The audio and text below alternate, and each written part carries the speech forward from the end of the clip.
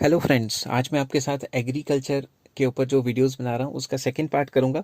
Features of Indian agriculture. Indian agriculture के features क्या हैं, इसकी खासियत क्या है, इसके करैक्टरिस्टिक्स क्या हैं। जब भी इस टाइप का क्वेश्चन आएगा तो आपको ये सारी चीज़ें लिखनी है। तो सबसे पहला पॉइंट है लो प्रोडक्टिविटी। प्रोडक्टिविटी का मतलब होता है एफिशिएंसी, मतलब पर हेक्टेयर जितनी भी आउटपुट बनती है वो इंडिया में काफ़ी लो है। सबसे पहले एग्जाम्पल देता हूँ राइस की। राइस जो पर हेक्टेयर जो बनती है, कितने टन्स बनती है? 3.6 टन्स। बट चाइना में बनती है 6.8 टन्स।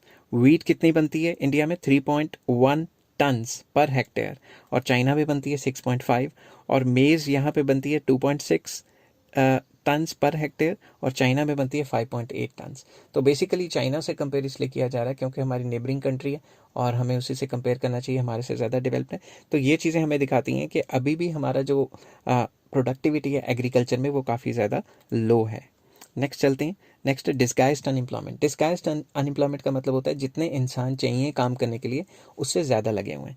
तो बेसिकली ये क्या होता है? More people are engage then required. जहाँ 4 बंदे चाहिए वहाँ पे 6 7 8 बंदे लगे हुए हैं काम करने।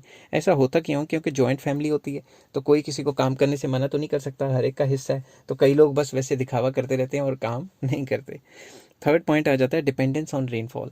अभी भी इंडिया में जो एग्रीकल्चर है वो रेनफॉल पे डिपेंड करता है। बारिश अच्छी होगी तो ज़्यादा अच्छी फसल हो जाएगी, अगर बारिश ख़राब हुई तो फिर ख़राब फसल होगी। तो बेसिकली टेक्निकली इसे ये कहते हैं कि crop production is highly uncertain. ठीक है, नॉर्थ इंडिया में तो पानी की अवेलेबिलिटी बहुत ज़्यादा है। साउथ इंडिया में और अगर यूपी बिहार वाली साइड जाओ तो वहाँ पे पानी की बहुत ज़्यादा किल्लत है। गुड रेनफॉल मतलब good crops and vice versa. Volatile farm output leads to volatile farm income. अब खुद सोचो, जब जो फार्म आउटपुट है वही वॉलेटाइल है, वही बारिश पे डिपेंड करती है, तो इनकम भी तो वॉलेटाइल ही होगी ना। अगर बारिश हुई तो जो फार्मर है उसकी इनकम बन जाएगी, अगर बारिश नहीं हुई तो वो फिर गरीब हो जाएगा क्योंकि उसकी आउटपुट नहीं होगी। फोर्थ पॉइंट आ जाता है आपका सबसिस्टेंस फार्मिंग। सबसिस्टेंस का मतलब होता है खुद के लिए बनाना। Production is mostly done for self consumption. अभी भी बहुत ज़्यादा फार्मर्स हैं जो अपनी कंजम्पशन के लिए प्रोडक्शन करते हैं और मार्केट में सेल के लिए नहीं करते। Commercial farming still lacking. India में अभी भी कमर्शियल फार्मिंग उतने हाई लेवल पे नहीं हो रही। Hence farmers fail to generate surplus for investment. तो फार्मर्स जो हैं वो इन्वेस्टमेंट के लिए सरप्लस निकाल ही नहीं पाते क्योंकि कमाएंगे ही नहीं, तो ट्रैक्टर वगैरह या मॉडर्न चीज़ें कैसे खरीदेंगे, इसलिए वो गरीब के गरीब ही रह जाते हैं। Next fifth point, lack of modern inputs. क्योंकि वो गरीब होते हैं, मोस्ट ऑफ द फार्मर्स जो इंडिया में हैं वो गरीब हैं, और वो modern technology like chemical fertiliser, insecticide, pesticides, इसका अच्छी तरह से यूज़ नहीं हो पा रहा है इंडिया में क्योंकि गरीब फार्मर तो खरीद ही नहीं ना पा रहा। तो नेक्स्ट पेज पे चलते हैं। Bulk of the farming population is extremely poor. बहुत ज़्यादा गरीब है। सॉरी, बोल बोल के गला बैठ जाता है। तो अगर काफ़ी ज़्यादा पुअर है तो वो किस तरीके से ये महंगे जो है महंगी टेक्नोलॉजीज़ को खरीदेंगे और इस्तेमाल करेंगे।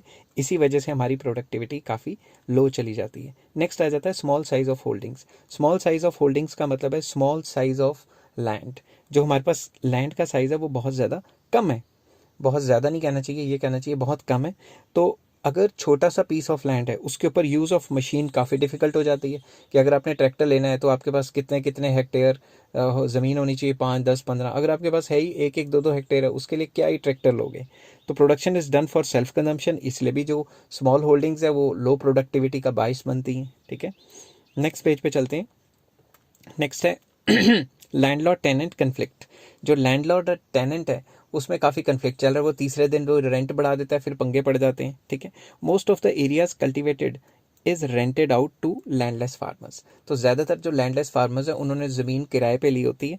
Tenant are left with little or no surplus. तो इतना ज़्यादा उनके पास पैसा नहीं बच पाता, बहुत कम पैसा बचता है क्योंकि रेंट को या फ्रिक्वेंटली बढ़ा दिया जाता है, या रेंट का जो चक्कर है वो इस हिसाब से डाला जाता है कि जो लैंडलेस फार्मर्स है उसके पास कुछ ज़्यादा बचे ही ना। ठीक है, नेक्स्ट आ जाता है प्रिमिटिव टेक्नोलॉजी। जो हम टेक्नोलॉजी यूज़ कर रहे हैं वो बाबा आदम के ज़माने की टेक्नोलॉजी है, इतनी पुरानी टेक्नोलॉजी के उससे अच्छे तरीके से काम करना मुश्किल होता जा रहा है। तो due to existence of small and marginal farmers, क्योंकि फार्मर्स छोटे छोटे और गरीब फार्मर्स ज़्यादा हैं, as the majority in agriculture sector, यही मेजोरिटी में यूज़ ऑफ प्रिमिटिव टेक्नोलॉजी, जो पुरानी टेक्नोलॉजी है, इज़ इनएविटेबल। अगर खुद सोचो, छोटे छोटे किसान होंगे, छोटे छोटे फार्मर होंगे, गरीब फार्मर्स होंगे, तो क्या होगा? होगा क्या? जब गरीब होंगे मॉडर्न टेक्नोलॉजी खरीद ही नहीं पाएंगे, तो मेजोरिटी तो गरीब ही है, अमीर जो फार्मर्स है वो तो बहुत कम है। तो इससे क्या होता है? Kettles in place of tractors. जहाँ ट्रैक्टर ने एक दिन में क्या कहते हैं 10 या 100 केटल्स का काम कर देना है, 10 तो खैर कम हो गई, 100 केटल्स का काम करना है, वहाँ पे अगर वो केटल से काम करना शुरू करेंगे तो पता नहीं कितने दिन लगा देंगे। इससे क्या होता है, इससे प्रोडक्टिविटी कम हो जाती है। तो ये थे इंडियन एग्रीकल्चर के कुछ फीचर्स जो आपके काम आएंगे अगर आप एग्रीकल्चर इकोनॉमिक्स पढ़ते हैं। अगर आपको ये वीडियो पसंद आई हो तो please like share and subscribe. Take care, have a nice day.